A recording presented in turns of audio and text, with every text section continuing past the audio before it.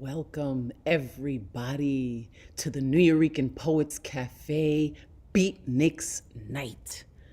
Tonight is a special night. It is connected to legacy. In 2004, we lost the godfather of Nuyorican poetry, El Reverendo Pedro Pietri. And he is the poet whose face graces our building, whose name, the block is named after El Reverendo Pedro Pietri. He was eccentric, he was a genius, he was a mentor, and he was an example. My first Nuyorican poetry experience was Pedro Pietri, the Spanglish national anthem. So tonight is a night, like I said, of legacy. We have his son, Speedo Pietri, with us online. We have my friend Messiah L. We did poetry and jazz and music in the past. We have Jesus Papoleto Melendez, and hopefully my son Kelson Vasquez will show up. It's his birthday. He's the birthday boy, and he's gonna close out. It's a night of legacy. So, ladies and gentlemen, I present to you Speedo Pietri.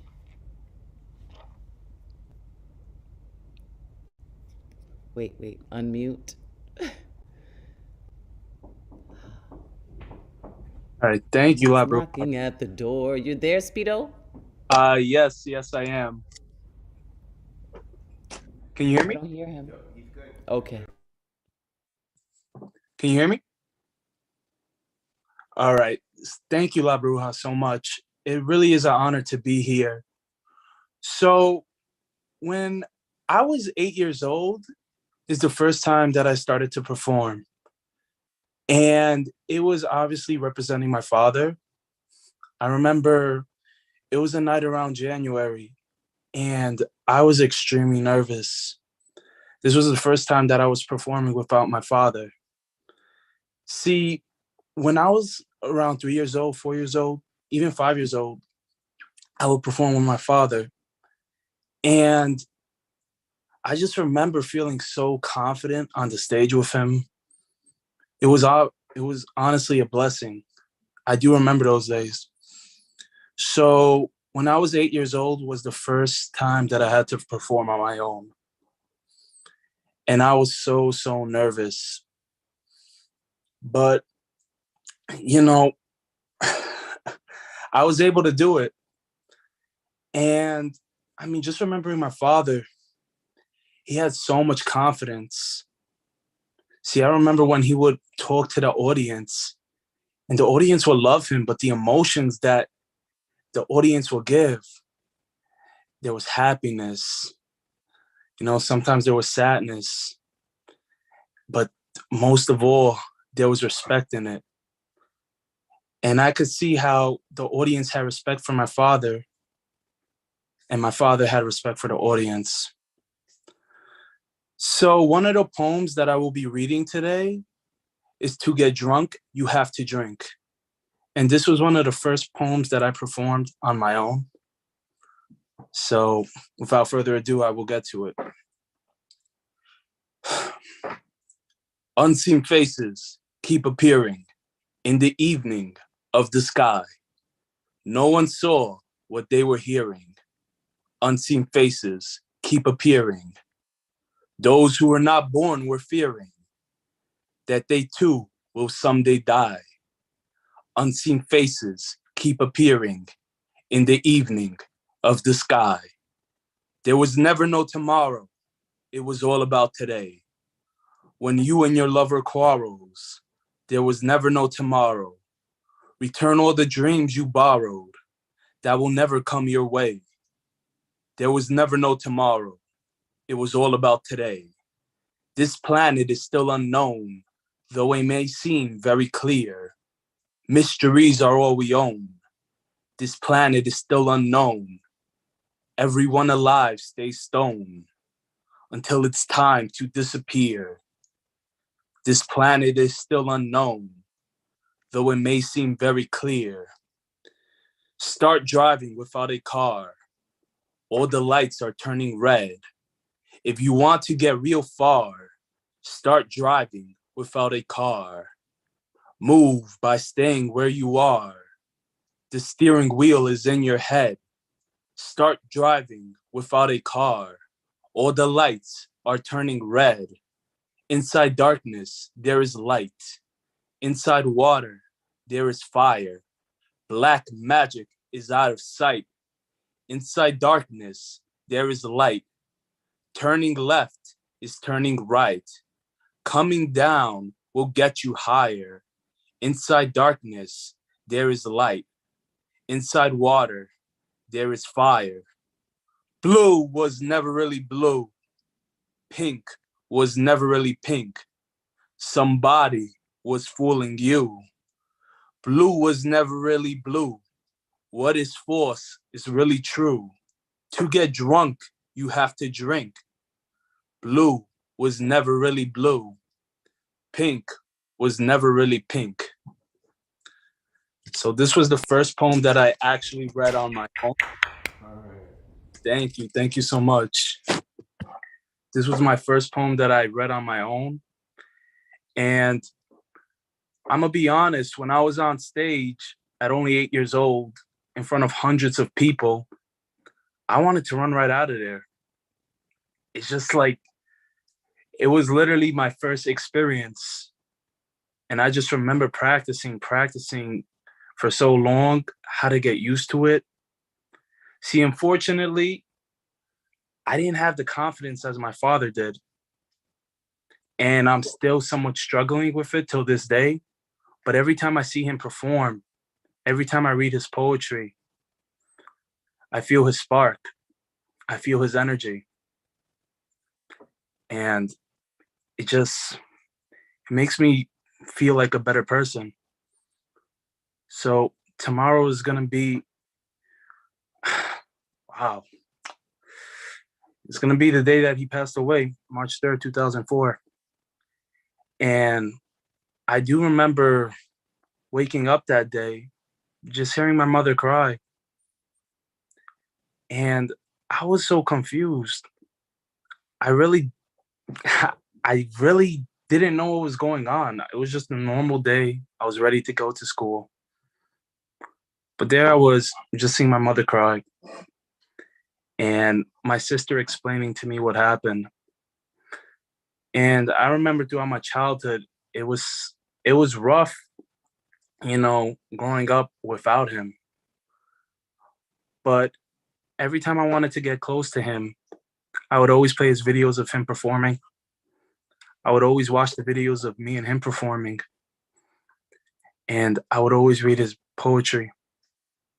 He inspired so many people, changed so many people's lives. And he's still changing my life day by day. So it's an honor to perform his poetry for him. And I just like to thank you. Woo, Speedo, that was so beautiful. Woo! Your honesty and your vulnerability. Thank you for sharing that, that intimate part of your life and intimate time of your life. It is such an honor and a privilege to be able to hear you recite his poetry and to have you, in our lives. This is your home here. It will always be your home. I've said this to you before, when I think of legacy, of course, I think of you, and I'm just so grateful. Thank you. And, Speedo Pietri was part of the Beatnix when it was live here on the stage. He performed here live, and I'm just so grateful we could have you in any capacity. Mwah. Thank you so much. Thank you. And always, as always, my love to your mommy. Yes, people are loving it, looking in the chat right here, giving you the bravo. There'll always be more of Speedo Pietri. I'll tell you that much. If I have anything to do with it, always. So we're gonna keep it going, keep it flowing, because we're gonna open these doors at 9 o'clock for a new series called Women Orators Wednesdays. Wow, it's hosted by Destiny Padilla. That's gonna be monthly and it's gonna be here. So we're gonna keep it going. Our next performer is a friend of mine of many years. We came up together in the scene. A lot of people, because the internet wasn't booming when we started in the 90s. People didn't know that we were in here like this. So this next performer is my friend. He has a jazz poetry album. We've done albums in the past together. Ladies and gentlemen, Messiah El Bey. Peace and blessings. Peace and blessings. Thank you so much, sis. Can you hear me? Yes, loud and clear. Oh, yes. Thank so you so happy much. to have you. Woo! And so happy to be here. So many memories at the Nuyorican. Thanks, Speedo, because those were some very deep words, very moving. And I just want to say thanks to my sister, Caridad, La Bruja, for all the time that we've been in this interchange of encouragement and pushing each other to the next level. You know what I'm saying? It's always love. You know what I mean? And I want to start off with something, because we're the place right now where the world needs healing. You know what I mean? And how do we get there? And this was something I had put down a while ago, and I think that it might be good to share now, because every time I read it, I always get something different out of it, and hopefully you will as well. And this one is called Emotion City. How could you believe in yourself when the whole world is laughing at you, adhering to a perception instead of the whole point of view? Last night, I woke up from a lucid dream. I was feeling a little stressed, so I thought it was best to stop by this bar called Loneliness. When I got there, I met this real attractive woman named Hate. I bought a few drinks, but as soon as I turned my back, this guy named Jealousy was all over her. He had her on the dance floor just a bumping and grinding. And during the whole time, the only thing that was on my mind was Hate's heart-shaped anger and how it protruded from underneath her dress. Envy, the bartender, made a bet with me. He promised to give me a whole lot of pain if I reached out and touched Hate's anger. I won the bet, but Jealousy tried to throw his greed on me. So I came back with a 1-2 combination of frustrated calm. I must tell you at this point, though, I already had 2 shots of pride and 3 glasses of ego, so I was really bent out of shape. Worrying quickly came over, broke up the fight, and escorted me out of the mood. When I got outside, I realized I spent all my years on drinking pride and envy. So I couldn't catch a desire home, which means I was forced to walk down a long hallway of dark memories.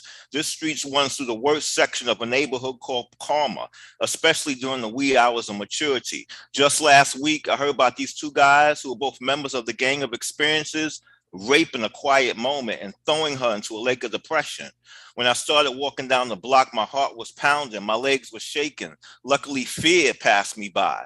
They usually just waiting to arrest the first person that they see. Plus, I already have an idea that I didn't pay for when I didn't curb my intuition. Wait a minute, I can use my intuition to call my partner happiness, but I don't have enough inspiration left to make the call. Happiness just got released from solitude. She spent a lot of tears up north. We used to hustle issues together. Later, he met a woman named Kindness, and she gave him a baby girl named Joy to remember. He's still on scare arrest, though. Let me stay within the moment a little longer. I only have 10 mantras to walk before I reach my tranquility. Boy, these summer nights got me dripping in a whole lot of tension. So amazing watching the full serenity cast its light upon you as it hangs there in the sky during a state of darkness. When I approached the last street, I saw regret with the most curious rims driving past me, but real respectfully. The regret made a U-turn in the parking lot owned by Determination. And I couldn't believe my eyes when I saw who got out the car. It was Love. She's the most wanted expectation in the whole state of confusion. Some of the disappointed people think that she was framed by infatuation. She got out of her regret and walked towards me. She was dressed in black high-heel ore and had an understanding that made respect look like terror. She was so attractive and yet so dangerous. However, I thought it was suspect that the only time I wasn't packing my resentment with me was the time I meet one of the most wanted expectations in the world. Excuse me, miss, would you happen to have another sex you could light up? She just smiled at me and explained that she stopped smoking lust a long time ago and that she never met revenge. We started getting together a few weeks ago, but first I had to put all those emotions aside that had nothing to do with love. Okay, so that was Emotion City. I just want to read one more, if that would be cool. This one I wrote coming in here, and it was like a phase in my life. I think La Bruja remembers that phase. Because we used to put into a lot of stuff that we was recording, like, like The Real Rebel, you know what I mean? And just coming back around and realizing certain things about our own selves and why we did things in the past, and just, just being comfortable with who we are today, but recognizing some of the life lessons that we learned. So my voice is not tight tonight, so I'm going to try to just hum it a little bit along, if you don't mind. It's hard to believe that everything around you is everything inside you, is everything inside you. I started my life off by looking for God, forgetting the fact that all the angels surrounding him are carrying swords, winged spirits who are ready for war. Perhaps there's no peace in heaven. In the land down under, self-segregated congregations are praying to the Most High for equality. We gave you a pass 50 years ago, but today you're full of shit. You are full of shit. Throwing the religious symbol up in order to fill collection plates. Spiritual armed robbery never seemed so righteous. It's hard to believe that everything around you is everything inside you. Plagued by humanity's insanity, I tried to escape this reality by seeking the sweet embrace of nature. Who needs people? But then again, nature is a sequel of human consciousness. Who would have known that not only do ants bury their dead, but they bury the slave master ants separate from the slave ants, or the orangutan that has a distinct mating call for a love affair. At a distance, nature is beautiful, but up close, it's the bright and dark sides of man all over again. It's hard to believe that everything around you is everything inside you, is everything inside you. Like a poem of 3 stanzas or a song, life becomes most clearest during our last verse, a space where the conclusion defines our birth. Clarity from no longer trying to pose our will upon others wrongfully for the sake of glamour, yet unwillingly matched due to our need to survive. And it's for this reason that the path of the artist comes without dogma. Regardless of everyone's background, we can all enjoy the same song. And so art contains the highest spiritual vibration.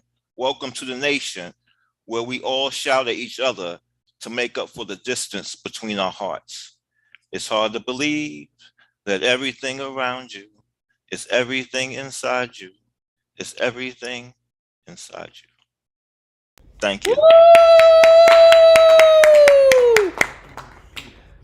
Yo, you can see in the chat, people are loving it. The wisdom in your word song. Let them know about your album recently, because that was one of the reasons why, I wanted to bring you into the show. Yeah. I have a new album out. It's called Jazz Spells Fame. It's glorious. I worked with a Russian brass musician who plays the trumpet and the sax, and it was like a lockdown album. You know what I mean? I just had a lot of musical pieces around, and as Cardi mentioned, I got a lot into jazz to kind of really express poetry through instrumentation.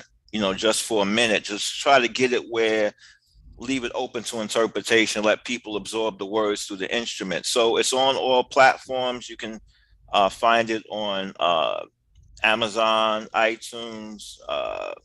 Say the title again, and then put it into the chat. Okay, yeah, Jazz Spells Fame.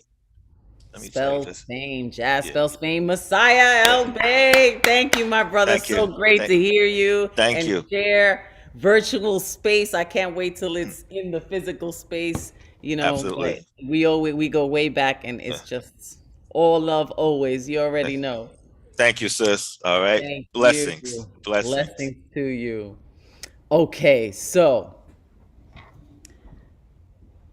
Pedro Pietri, el Reverendo, had a best friend.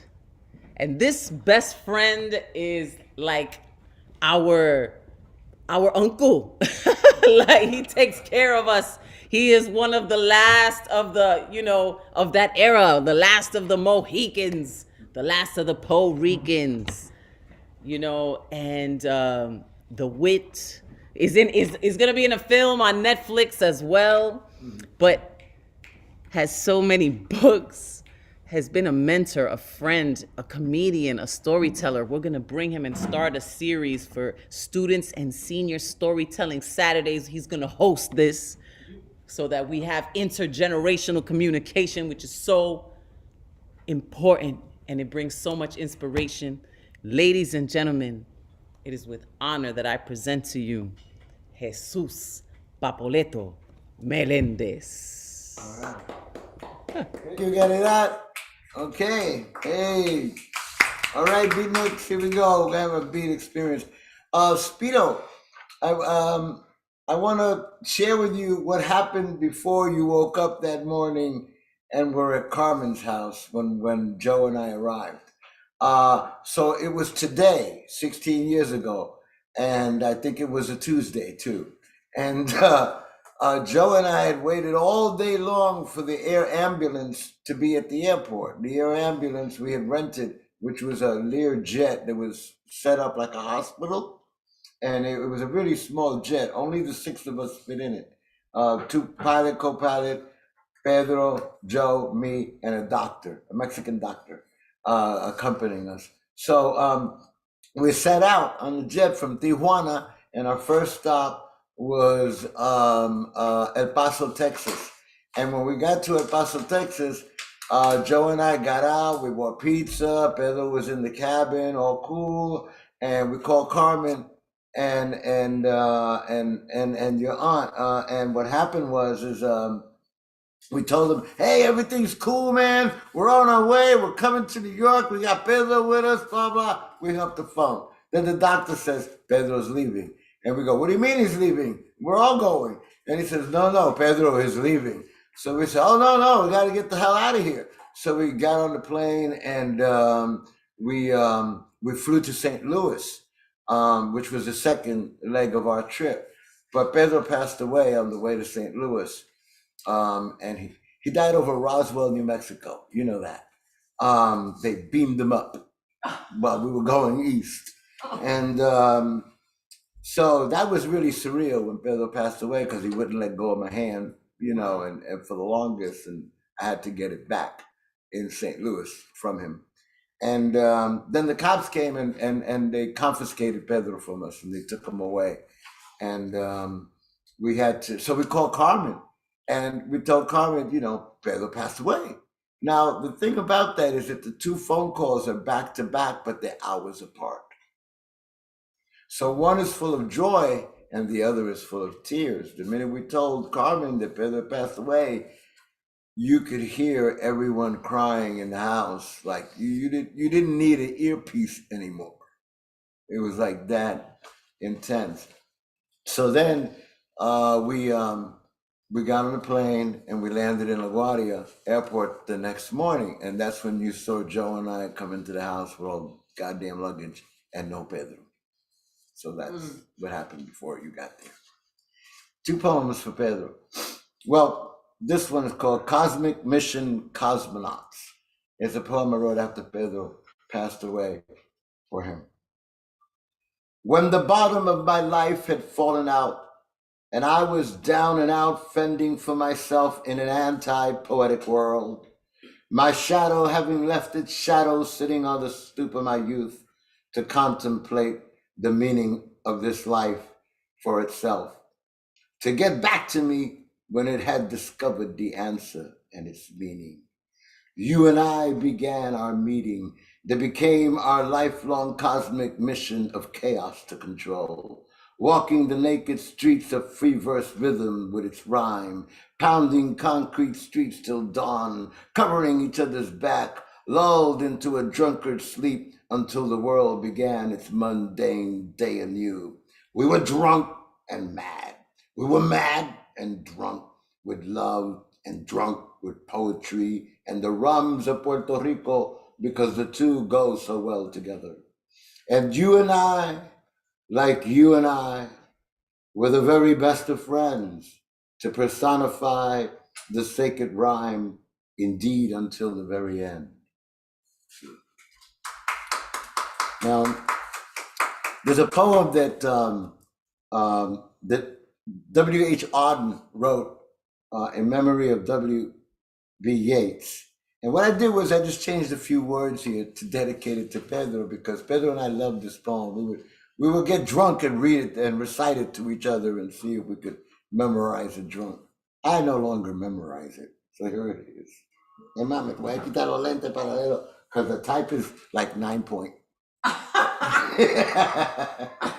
It goes like this. He disappeared in the dead of winter. The brooks were frozen, the airports almost deserted. The snow disfigured the public statutes. The mercury sank in the mouth of the dying day. What instruments we have agree, the day of his death was a dark, cold day. Far from his illness, the wolves ran on through the evergreen forest. The peasant river was untempt by the fashionable quays. The morning tongues, the death of the poet was kept from his poems. But for him, it was the last afternoon as himself, an afternoon of nurses and rumors. The provinces of his body revolted. The squares of his mind were empty. Silence invaded the suburbs. The current of his feeling failed. He became his admirers. Now he is scattered among 100 cities and wholly given over to unfamiliar affections, to find his happiness in another kind of wood and be punished under a foreign code of conscience. The words of a dead man are modified in the guts of the living. But in the importance and noise of tomorrow, when the brokers are roaring like beasts on the floors of the bourse, and the poor have the sufferings to which they are fairly accustomed, and each in the cell of himself is almost convinced of his freedom, a few thousand will think of this day as one thinks of a day when one did something slightly unusual. What instruments we have agree the day of his death was a dark, cold day. You were silly like us. Your gift survived it all. The parish of rich women, physical decay, yourself, mad Borinquen, hurt you into poetry. Now Borinquen has her madness and her weather still. For poetry makes nothing happen. It survives in the valley of its making, where executives would never want to tamper, flows on south from ghettos of isolation and the busy grieves, raw neighborhoods that we believe and die in. It survives a way of happening, a mouth. Earth, receive an honored guest. El Reverendo Pedro Pietri is laid to rest. Let the Borinqueño vessel lie emptied of its poetry. In the nightmare of the dark, all the dogs of America bark, and in the living nations wait, each sequestered in its hate. Intellectual disgrace stares from every human face, and the seas of pity lie, locked and frozen in each eye. Follow, poet, follow right to the bottom of the night. With your unconstraining voice, still persuade us to rejoice.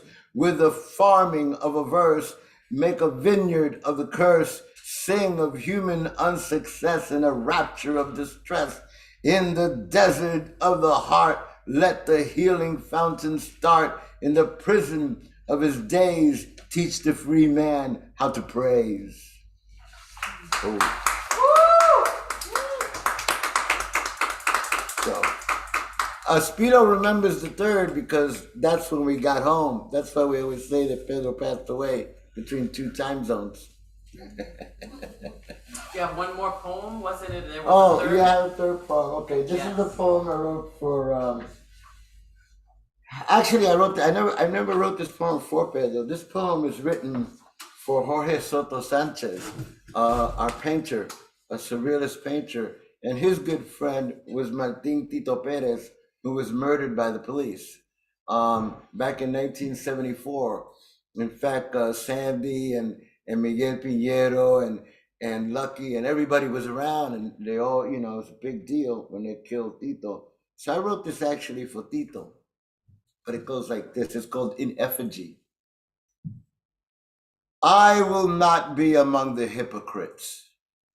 I will not stand above the grave in solemn clothes, silent in my sorrow.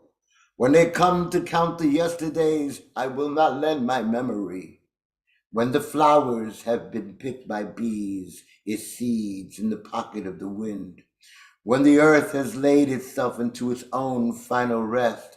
When the wide-eyed child, fatherless, hugs warm against its mother's breast, what stories will they have to say?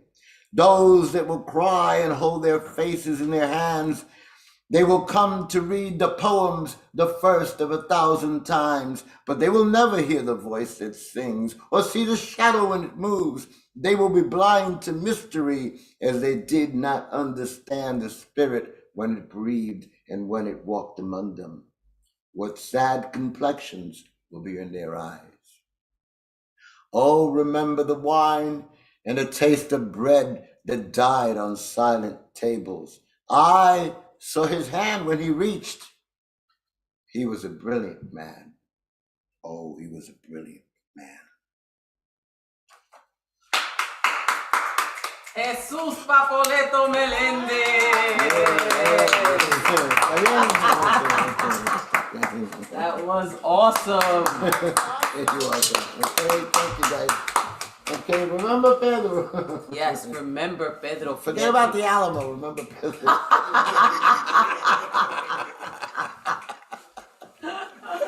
I remember Pedro sitting right here at this bar, and I remember reciting on the stage, and this is in the early years, and you know, I mean, I didn't know he was here at the moment until I heard, after I finished my poem, I heard a voice say, "That was far out." It's like a drug Santa Claus laughing. Yes, and he always wore black. That's what, yeah. Ta-da. We love black. We do. And red goes to the Ponce colors. The colores Ponce, black and red. Mira, tú estás vistiendo. Yes, of course. Qué Well, chévere. because he said that, you know, people die every day, so he wanted to be dressed for the occasion. Yeah, we have to be ready.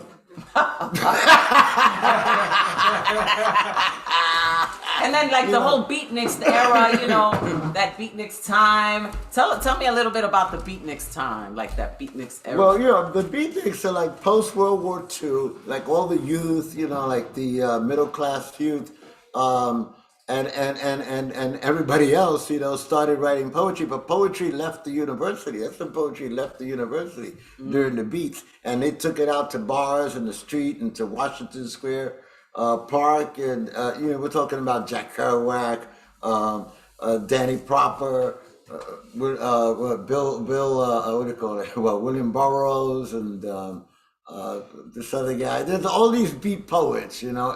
Ginsberg was a beat poet, and so was Amiri Baraka, Leroy Jones, and his wife Hetty.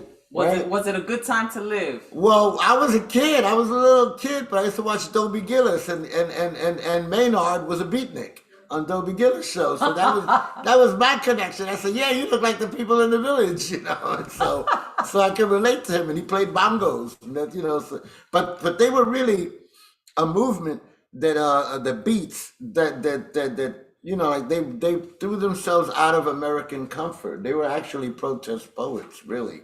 The Beats, they bucked against the system, and then the Black Arts movement came after that, because everybody before that was a Negro writer. Now they became Black writers, you know. So that then we came along.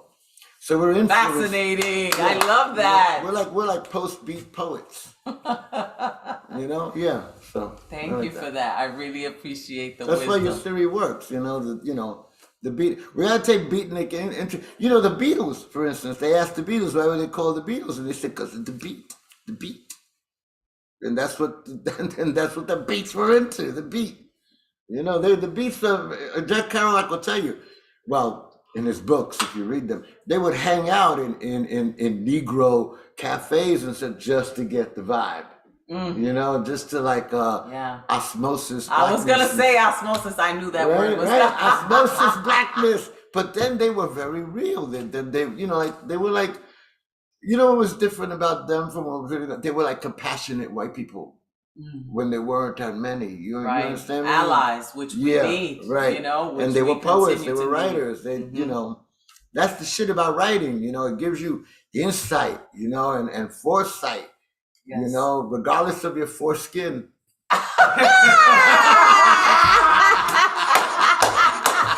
I don't know how this is gonna. I was like gonna use this to lead into my next performer. Speaking of foreskin, because the women's thing is coming. The wow is happening. yes, that is happening. Yeah.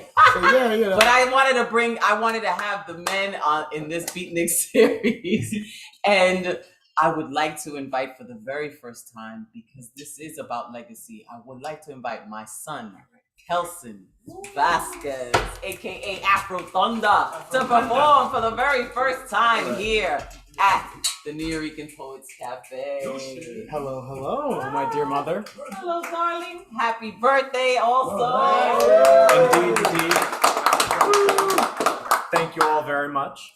A little bit new to the Nuyorican Poets scene as an actual performer, but I've been here throughout my entire life, you know, throughout my mother's career, and I can feel proud and ready to take the torch.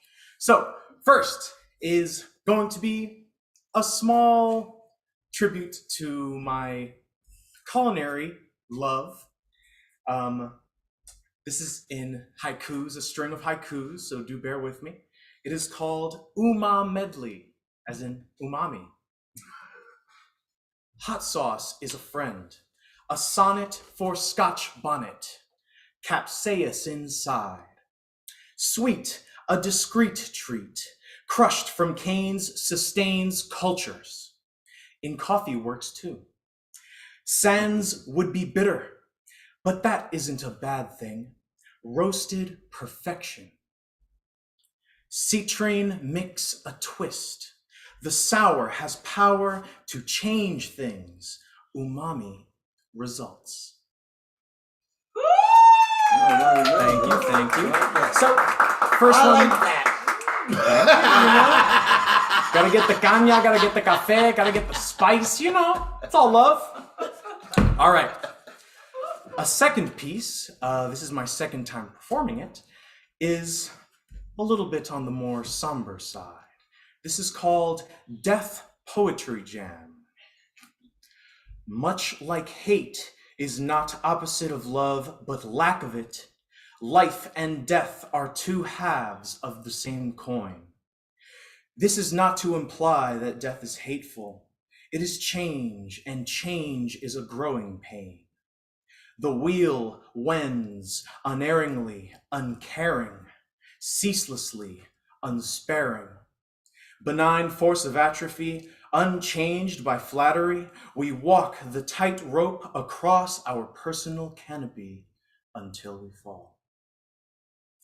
It is said that all good things must end. Does it mean then that something fathomless is not worth having? Because the fight does not end, is it not worth battling?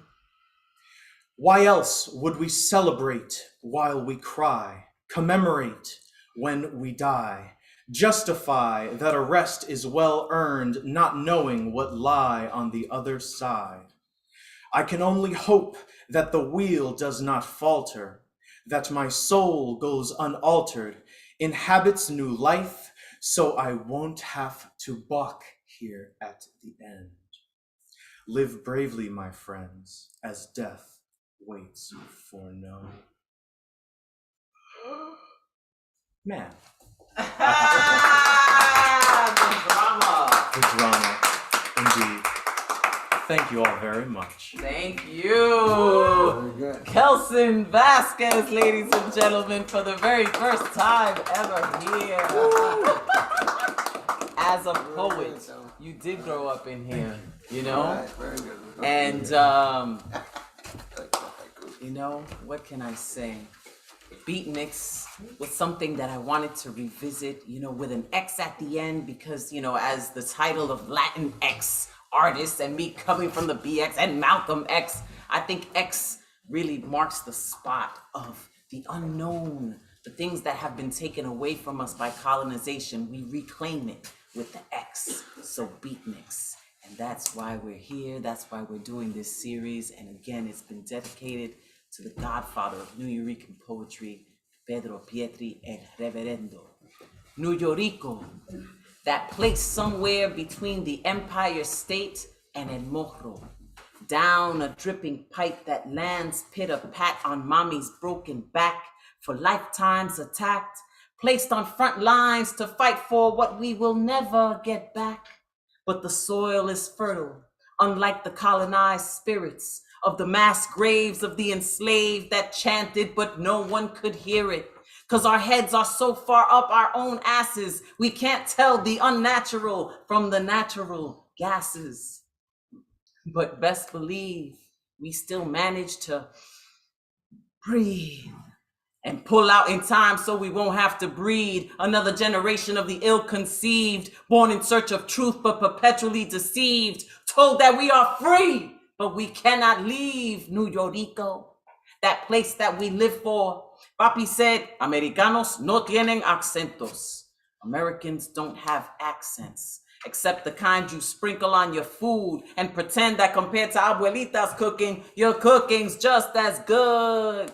Go ahead, pour some more on for me. Call it sazon, even though it's made by Pillsbury. So obvious when the main ingredient is MSG. The message is to love all that isn't we. And the doughboy in the White House just goes, hee, hee, hee. World War I.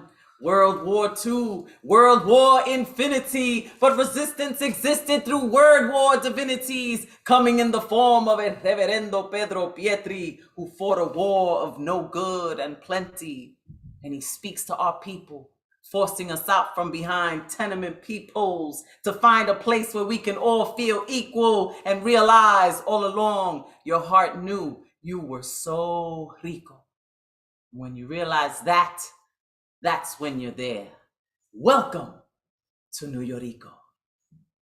And thank you for another episode of Beatnix. Stay tuned. It's the first Wednesday of every month. Next month, we will have Reyes out of Chicago, and we will have Anthony Carrillo, the percussionist, who's behind the music from Puerto Rico. Stay tuned. Visit our calendar. Muchas gracias. Thank you, Speedo. Thank you, Messiah L. Thank you, Jesus Papoleto. Thank you, Kelson. Thank you, Pedro. And thank you.